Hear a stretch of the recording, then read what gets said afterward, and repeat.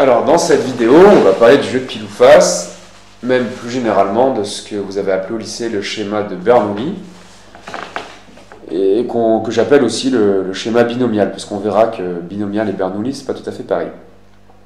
Donc le schéma de binomial, donc vous avez vu au lycée que on répète la même expérience de manière indépendante, et cette expérience donne succès ou échec. Donc en fait, pour simplifier, c'est juste on lance une pièce n fois, succès c'est pile et échec c'est face. Donc on va faire des rappels sur ce modèle qui est vraiment fondamental en probabilité. Donc on se donne des événements qui permettent de décrire les résultats de l'expérience. Donc pour un entier k non nul, on appelle grand P indice k l'événement obtenir pile au k-ième lancé. Fk c'est obtenir face au k-ième lancé, donc c'est le contraire de pk puisque la pièce elle donne pile ou face. Et ce sont bien des événements parce qu'à chaque fois on peut dire si c'est vrai ou faux. Alors tout ça en fait, faut considérer que c'est du cours, hein. C'est tout ce que je vais dire sur cette première page. Donc comme les lancers sont effectués de manière indépendante, on peut dire que pour tout n, les événements P1 jusqu'à Pn sont mutuellement indépendants. Ça c'est la dernière partie du chapitre. Et puis on a vu qu'on peut éventuellement les remplacer par des contraires, donc vous pouvez remplacer des P par des F ici, ils sont quand même mutuellement indépendants. Donc dans les calculs, on vous demande la probabilité d'obtenir pile, pile, face, pile, face. Par indépendance mutuelle, ça devient des produits. Et donc ça fait des produits de P et de Q, ici donc P au cube, Q au carré. Donc on voit qu'en gros, il y avait 3 piles, on a P au cube, il y avait 2 faces, on a Q au carré, et l'ordre n'intervient pas, puisqu'à la fin c'est des produits, et la multiplication des réels commute.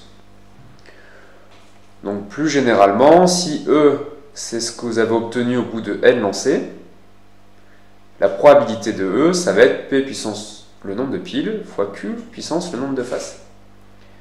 Donc c'est ça qui est très important. On ne peut pas faire de dénombrement puisque la pièce en général n'est pas équilibrée, donc il n'y a pas équiprobabilité. Donc pour calculer la probabilité d'une succession de n lancés, on utilise l'indépendance mutuelle des événements PK et FK. Alors, un petit rappel de ce que vous avez vu au lycée. Donc les explications, on les reverra plus tard, mais là on va essayer de redonner la formule. Donc ce que vous avez appelé le schéma de Bernoulli ou le schéma binomial, c'est vous lancez n fois une pièce de manière indépendante.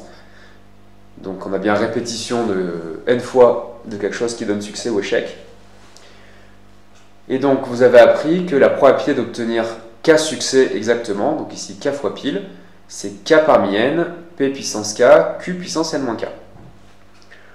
Donc on peut quand même un peu expliquer. P puissance k, q puissance n-k, ça ressemble à la formule qui est là. Puisque j'ai obtenu k pile, et comme j'ai lancé n fois la pièce, j'ai obtenu n-k face. Donc on a ceci.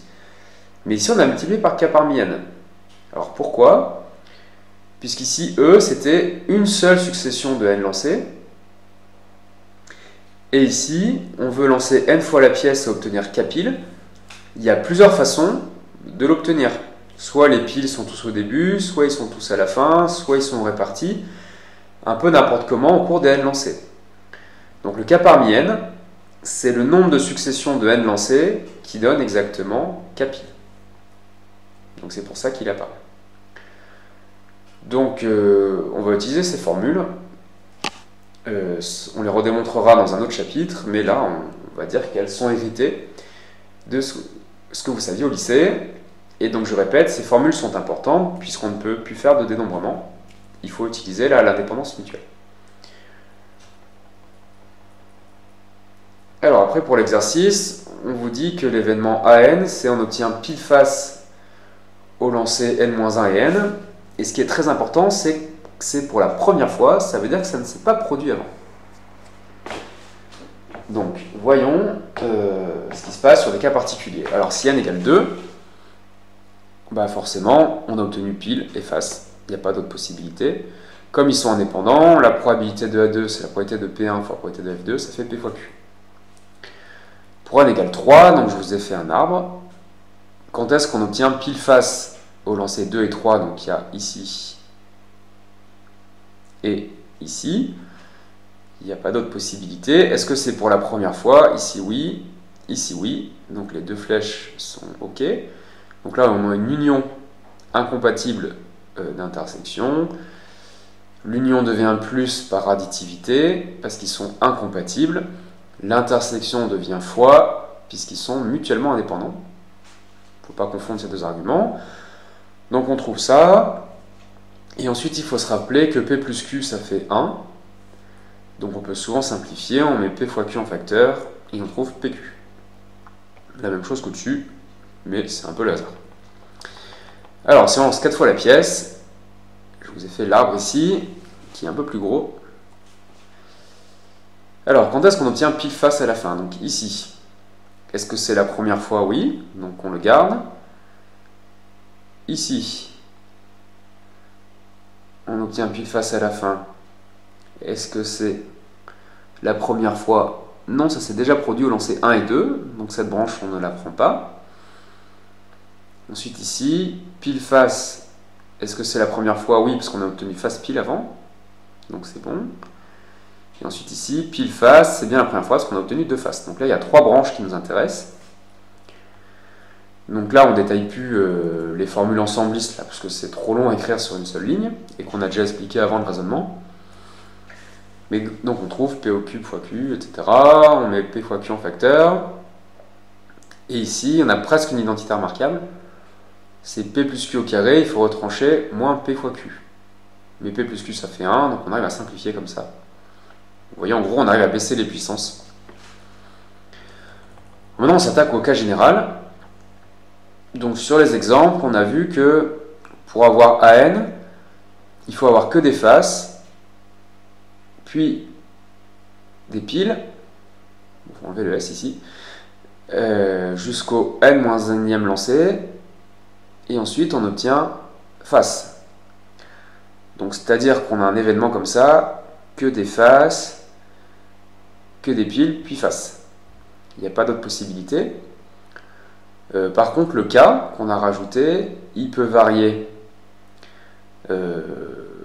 Il peut commencer à 1 si on n'obtient qu'une seule face. Il peut même valoir 0 si on commence par pile. Et de l'autre côté, il peut aller jusqu'ici. Il peut valoir n-2, puisqu'après au n-1e, on est obligé d'avoir pile. Alors le fait que k puisse prendre comme ça plusieurs valeurs, c'est qu'en fait on a l'union devant. Puisqu'on a dit que l'union est vraie si un des événements se produit. Donc là, quand AN se produit, il y a un de ces événements qui se produit pour une valeur de K, donc on met l'union devant. Donc là, encore une fois, c'est ce qui est un peu difficile en probabilité, c'est qu'on a l'impression que c'est pas rigoureux, parce qu'on ne démontre pas ça par double inclusion, on le démontre juste avec des phrases. Mais bon, il va falloir essayer de s'habituer. Alors, ces événements pour deux valeurs de K distinctes, ils sont incompatibles. Donc, on a mis un plus. Donc la probabilité de n, ça devient la somme des probabilités. Et ici, donc, la probabilité de cette parenthèse, c'est P puissance le nombre de piles, Q puissance le nombre de faces. Et donc maintenant, il y a un petit calcul rigolo, c'est de calculer cette somme. Alors comme il y a des puissances K et qu'il n'y a pas de K parmi n, on se doute que ça va être une somme géométrique. Donc on l'arrange sous cette forme, on factorise ce qui ne dépend pas de K, et la puissance moins K, on a mis puissance K qu'une fraction. Donc là on a une somme géométrique, il faut distinguer le cas où la raison est égale à 1, c'est quand P égale Q égale 1,5, la pièce est équilibrée. On trouve ça, donc ici ça fait 1,5 puissance n, et ici ça fait la somme des 1, donc le nombre de termes. Si P est différent de Q, on utilise l'autre formule, donc 1 ici c'est le premier terme, n-1 c'est le nombre de termes, on arrange ceci et on arrive à ça.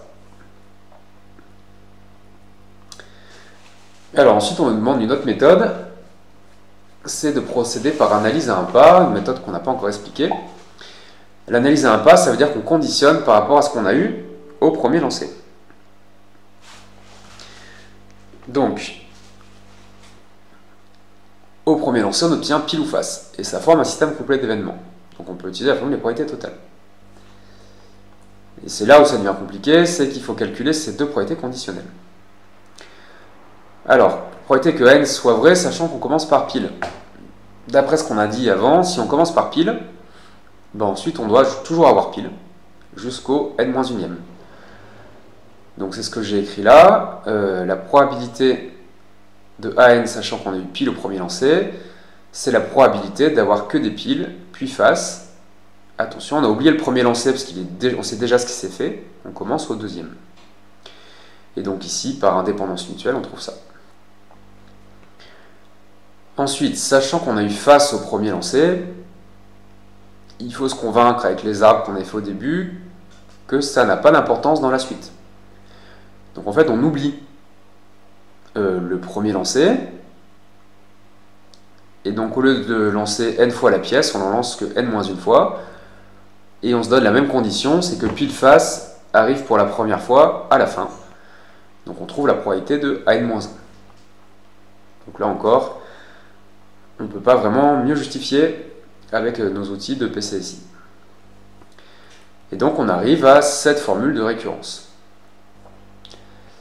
Alors ça fait penser à une suite arithmético-géométrique, mais ça n'en est pas une, puisqu'ici il faudrait une constante, et en fait ça dépend de n. Donc c'est pas une suite usuelle, mais par itération de la formule, on arrive à calculer, donc on part de la formule, et ensuite on exprime P de n-1 en fonction de P de n-2, ça fait ça. Donc ici, P de n-2, on l'exprime en fonction de P n-3, et on arrive à conjecturer une formule qui est là. On remplace P2A2 qu'on a déjà calculé, on écrit la somme avec un sigma, et en faisant apparaître une somme géométrique, on arrive aux mêmes formules que précédemment. Voilà. Alors, dernier exemple, c'est obtenir pi pile sans jamais avoir eu pile face auparavant. Donc avec deux lancers, bah c'est là. Avec 3 lancers, donc ici j'ai pile pile, mais ça s'est déjà produit avant. Donc je ne le prends pas. Et ensuite j'ai eu pile pile, ça ne s'est pas produit avant. Et j'ai pas eu pile face, donc ça je le garde, que cette branche. Et donc je trouve P au carré fois Q. Avec 4 lancers, donc là pile pile, ça s'est déjà produit, donc on ne le prend pas. Pile pile, on ne le prend pas parce qu'on a eu pile face avant. Ici pile pile, je le garde parce qu'avant c'est bon.